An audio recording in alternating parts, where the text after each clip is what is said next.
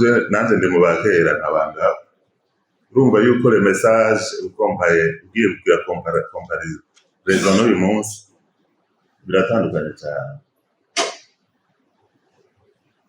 Muve muraja muri archive murondere abaririmbyi nk'aba Chanjo Amisi, ba Africa Nova, ba Nikiza David, ba Ngabo, ba Bahaga, Julia Percy aussi. Urumva yuko hariho ubudasa. Je ne suis pas en train de vous critiquer les jeunes émergents aujourd'hui. Ariko hari usanga umengo ils sont en mal d'inspiration. Ukumva umengo ibyiyumviro ce n'est vraiment pas très solide comme on avait l'habitude de l'entendre muri abo artiste ba kera ba Matata Christophe na Kidumu wanashaka naho nawe nyine arashaka mutu rwanda nyine twabajera ibintu byubaka ibyiyumviro. La majorité des artistes usanga baririmba urukundo, c'est bon, l'amour c'est très bon, mutuma muguma ngaho nyine ariko namuje mu masije qui véhicule la haine, c'est bon, l'amour. Ariko bajya bakera baravuga utuntu two kubaka igihugu, le fait de société sagamba Burundi genda mu matitre ya Bahaga mu ngiri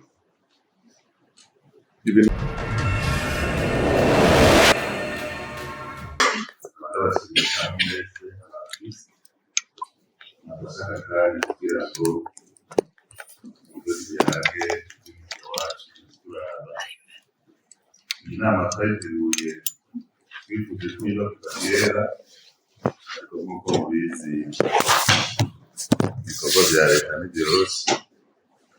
Bwa mbere rero twari bashasha mu bushikiranganji, byabaye ngombwa ko tubanza gufata akanya kugira twige ibibazo bikuru imigambi ngenderwako iri mu bushikiranganji. Tumaze rero hafi amezi 3 twiga kuko turabitahura bitari bike n'ubushikiranganji butari buto bishobora kuba byaratumye iyi nama iteba gato. Nk'uko mubizi imigambi n'imigabo y'inzira y'Uburundi mu muryango wa Afurika y'ubuseruko kera bwari ubushikiranganji ukwabwo, ubushikiranganji bw'urwaruka n'inkino bwari ubushikiranganji ukwabwo, ubushikiranganji bwa culture nabyo bidukoranije hano bwari buri mu bushikiranganji bwa tourisme. Rero muca mwumva yuko ubushikiranganji bwagutse nubwo akora ubushikiranganji bubiri n'igice, ariko nta ngorane. Mu gifaransa bavuga ngo mieux vaut plus tard que jamais. Uyu munsi rero ko ari uyu washitse ngira ngo turaza kuyaga duhuza banahana ibyiyumviro, hanyuma tuze kubikorera. Kuri jewe navuga yuko ari réunion de prise de contact, ngira ngo bamwe ntibari banzi kumbure kumbonesha kure mu binyamakuru, ariko guhura gutya kugira tuyage ngira no bwa mbere. Jewe akazina kanje nitwa Gervazi Abayeho, akaba arije natewe iteka ryo kurongora ubushikiranganji mbijeje kuvuga. Nibaza yuko Imana izotuja imbere n'abafasha bakonseye kugira bigende neza. Kubera rero uyu munsi duhuye ubwa mbere, nyene cyari mukuru w'igihugu yarabinsavye ngo duhure tuvugane tumenyane tuze turayaga. Cyo gituma mvuze rero yuko uyu munsi ari réunion ya prise de contact et prise d'information. ibibazo biza gushikirizwa hano ntibishobora guca bitorera umuti uyu munsi nyene, ntibishoboka. Ico twe tuza gukora, turaza kubumviriza, tugire recueil y'ivyo muza gushikiriza, les doléances, les propositions, les stratégies d'amélioration, kuko iyi domaine ya art ni vaste cyane. Nk'abaririmbyi, abavuza ingoma, abatamvyi ba ruguru n'ab'i Bujumbura bo mu kizungu nka mwebwe, hari abakora ibikorwa vya sculpture, ni vyinshi. Donc c'est un domaine très vaste muzi kunsumvya. On ne peut donc pas rentrer dans la profondeur de tous ces domaines-là ngo turabe ibibazo biriyo hama tubitorere umuti. Jewe ico nagomba gushikiriza mbere yuko ijambo abahanuzi na mwebwe nyene, nagomba guhera ico nari guhereza ko peut-être, kuko nitwaja mu madeba zora amadeba nyene, nagomba guhera gutanga impanuro mfatiye cyane cyane ku artiste b'aba musiciens.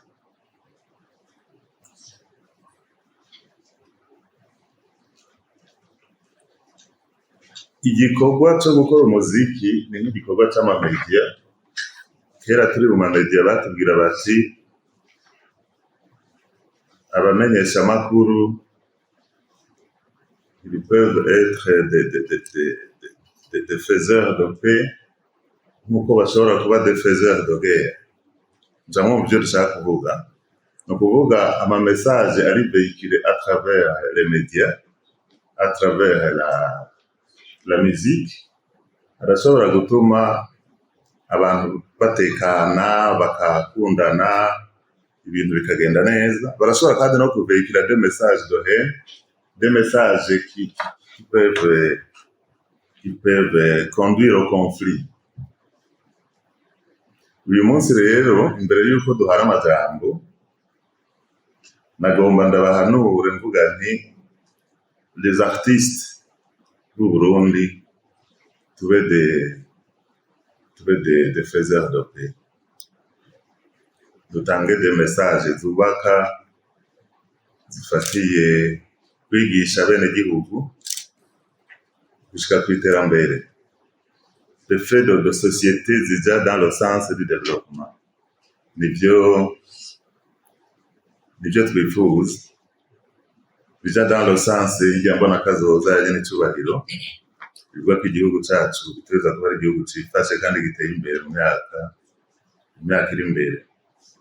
Umu artiste arashobora kuba politiquement engagé, navyo nyene birashoboka. Muhora mwumviriza Alpha Blondy wo muri Côte d'Ivoire, il est politiquement engagé mais dans le sens positif. Muhora mwumva Bob Marley ibintu yaririmba, yari politiquement très politiquement engagé.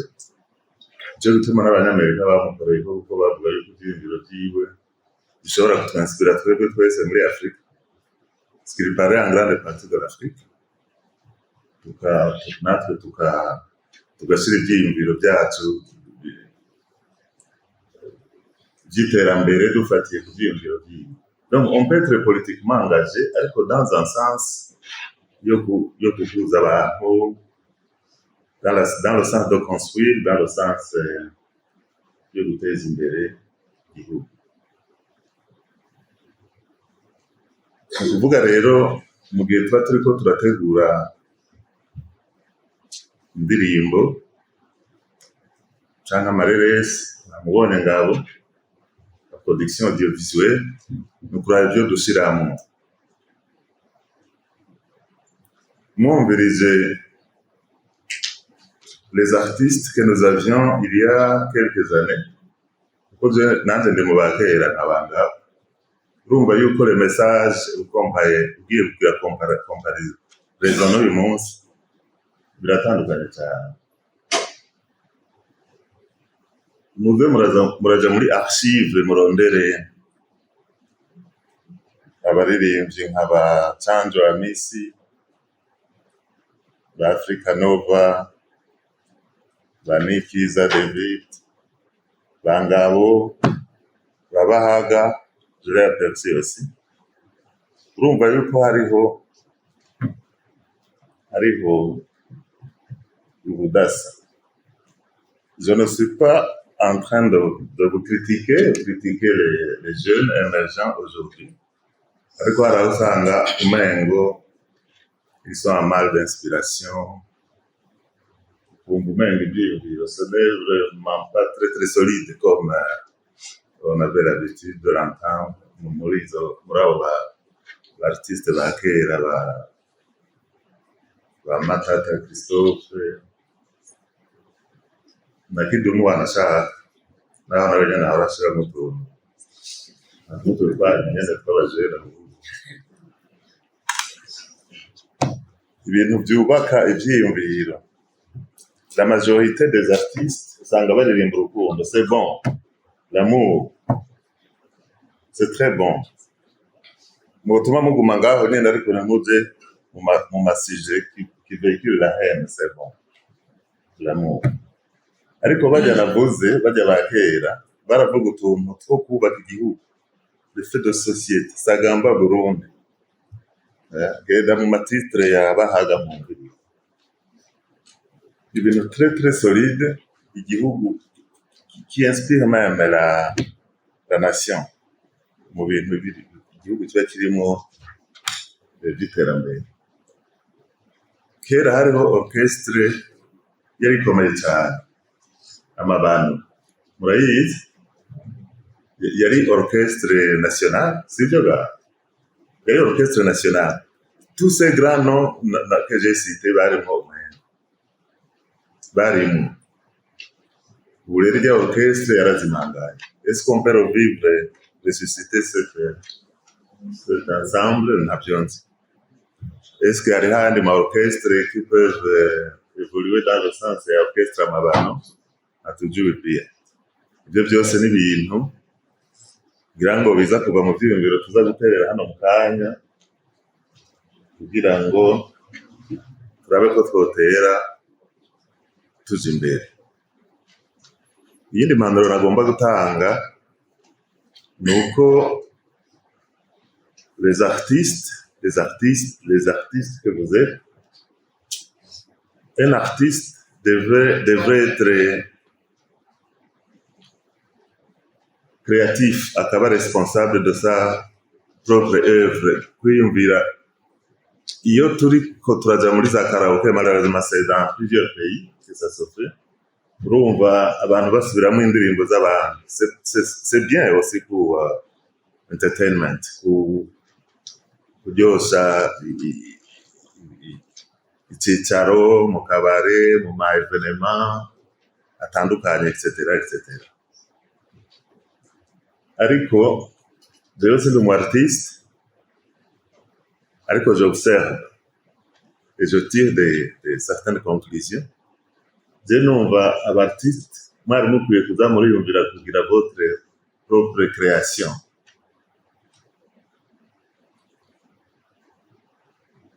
Unaunda wimbo wako vizuri ukausohora, tutoke kuja gusubiramo ibyo Antere yaririmbye.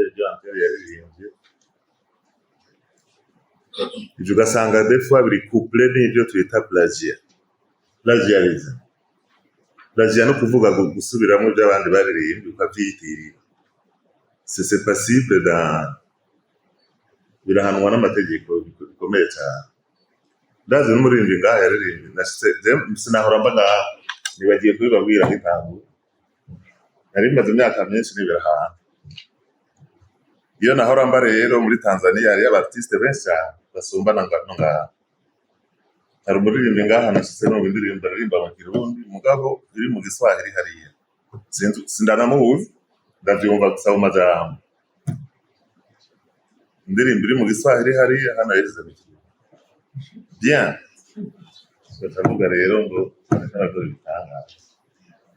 Abashaka ndaza kuyibabwira kine apana ngaha. Bahaga yarigeze kwitwarira umuntu akomeye rwose yoba yariganye la musicalité, sinzi ko ariko babyita, sinzi iyo bigeze ngira sinzi niyaronka amamiliyoni adatubwire bashoboye ko dukwiye. Donc le plagiat naco ni ikintu dukwiye kwirinda. Nivyo nariko ndavuga vya creativity. Wiyemera uca ugira your own creation, ugakrea akantu kawe. C'est ça l'art. Kuko l'art c'est l'inné, c'est l'individu, c'est you, c'est toi, c'est toi. Hapana nico gituma uhora usanga hariho abartiste benshi bavuka mu mwanya muto w'icane, ukaza wumva du jour au lendemain nawe yasohoye indirimbo. Gukora indirimbo ni nko kwandika igitabo. On ne peut pas écrire un livre et on a quelque chose, on a malice musicale. Nabahaga yarigeze kubisigura uwundi munsi. On ne peut pas écrire un livre du jour au lendemain. N'akazi gasaba abamenenze hava no guturika. Ukadonga le temps de préparation, kwandika, kugira amascenari, bizogenda gute, ukaja muri studio, ukagira. Évidemment, hano turafise beaucoup de défis, je pense qu'on va en parler quand on va rentrer en profondeur. Turafise défis ya cadre de travail et d'établissement. Usanga ivyo mwifuza ko bihaba natwe twifuza hakuna. Studio, ma lieu de répétition qui conduisent vers la production d'une œuvre digne de son nom. Iyo ni ngorane kabisa, turayizi muri leta. Tuzogerageza gufashanya turabe hari imigambi iri baraza kubibabwira iri envisagée dans le sens d'amélioration des conditions de travail des artistes. Kandi mumbabarire aha j'ai insisté sur la musique kuko niyo ica ku ma media directement. Abandi hari ibindi byinshi nabivuze navyo nyene on va peut-être en dire un mot tant que nous y sommes. Je sais que c'est pas tous les artistes au Burundi bari ngaha muri saha. Hari uwariko arambwira ngo igizayo ngo turonke abandi, nabwira no ntibishoboka. Les artistes sont partout. Il y en a qui sont à Bujumbura, hariho abari ruguru, hariho abari hanze, ba Kidumu, bande bahagaye hanze, Melody, heureusement. Nantuze ramubonye muri ivyo bicaranye. Hasi ni bana twiko Belgique, sasa Charudi naye. C'est bon. Bajya n'abantu bafite expérience qui vont aider nos jeunes à évoluer. Hari n'ibindi twahora tubona ngaha tutakibona peut-être kubera crise. Hari ibintu tugiye kubaproposa, tugiye kuza turagira. Je viens d'une mission en Éthiopie.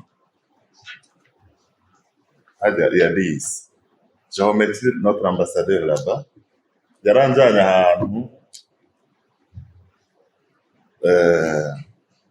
ahantu ko namenaje comme ça, les artistes bahura bakaririmba bagatamba, mugabo atakindi kintu na kimwe bashobora kuvuza atari ikintu qui reflète la culture éthiopienne. Barambwira bati aha ubonye ngaha ni hamwe, atariko on a une vingtaine de places où on fait la même chose à Addis Abeba. Les artistes bagahura bakaririmba éthiopien, bakatamba éthiopien, kila kitu éthiopien. Moi, ça m'a donné une idée. D'abord, harimo amadefi menshi ngaha kuronka ivyo bibanza. Kandi ndabiganira n'umwe muri mwebwe ngaha no kumobiliza nos artistes bakumva yuko bashobora kuja hamwe bagakora igikorwa nk'icyo. Bo babigira tous les jours. Est-ce que nous, pour commencer, on ne pourrait pas peut-être voir un seul jour de la semaine, peut-être un mercredi, un vendredi, un samedi, ou comme on le parle, je suis en train de donner une proposition. Bo babigira tous les jours, bakaba bafise n'ahantu hari habaye aménagé pour ça, harimo restaurants indani, amabar. Donc en même temps qu'on va voir ces spectacles, on se restaure là-bas, on mange, on boit là-bas. Utarinze gusohoka hanze. Ni ibintu biteye igomwe cyane. Ndetse amavideo nafashe ngaha ndashobora gupartaja nange mukiraba. Iyindi ikizamwo nuko ahandi muri Tanzania narabibonye iyo hari un événement d'envergure nationale. Par exemple, à la fin de l'année, on doit fêter le Nouvel An. À notre fils, après le Nouvel An, notre fils, la fête de l'unité, le 2 février, le 5 février. Hariho May Day, la fête du travail et des travailleurs. Hariho le 1er juillet, Independence Day. Hariho ibikurikira Rwagasore Day, Ndadaye Day.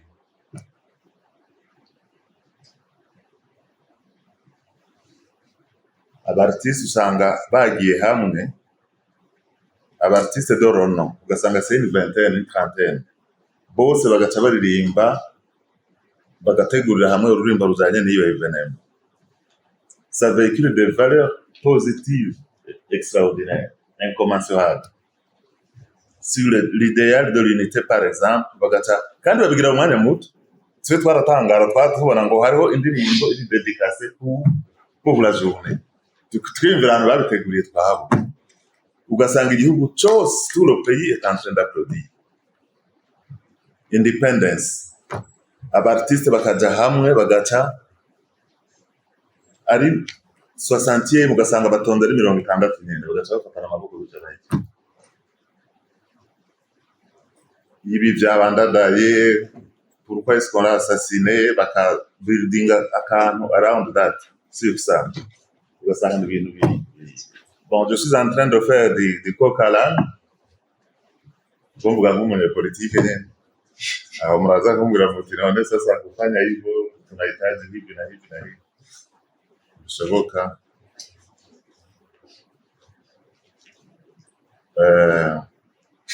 Navuze ko mpereye ku mpanuro nari guhereza ko nabigize nkana kugira ngo natwe mu byo tuza guca tuvugana tuhanahana ibyiyumviro tuze kuza turabitana ko compte. C'est aussi important. C'est aussi important. Hanyuma rero uko nabivuze turazi ko il y a beaucoup de défis à relever, beaucoup de choses qui doivent être faites kugira ngo le cadre mukoreramwo, les conditions de travail zibe améliorées. Et c'est la raison même d'être de cette rencontre. Ivyiyumviro tuza guhanahana turaza kubifata hanyuma tuzoze turaraba yuko twoza turakura mu nzira bike tugasaba Imana mushobora byose ko yodufasha kugira ngo dushobore gucheminer ensemble à trouver solution à ces défis, mais aussi à améliorer notre métier d'artiste. Je vous remercie.